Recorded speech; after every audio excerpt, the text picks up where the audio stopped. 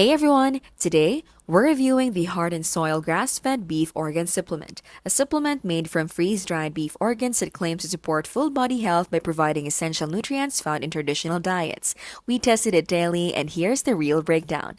This supplement includes liver, heart, kidney, spleen, and pancreas, all from grass-fed cattle. After weeks of use, we noticed more stable energy, improved workout recovery, and better mental clarity. These benefits make sense because organs are packed with vitamins like B12, iron, and fat-soluble nutrients that modern diets often lack.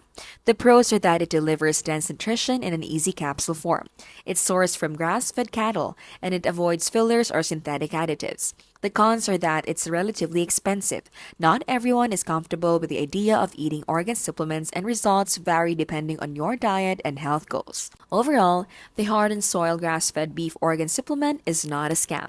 It's effective and nutrient-dense, but whether it's worth it depends on your comfort level and budget.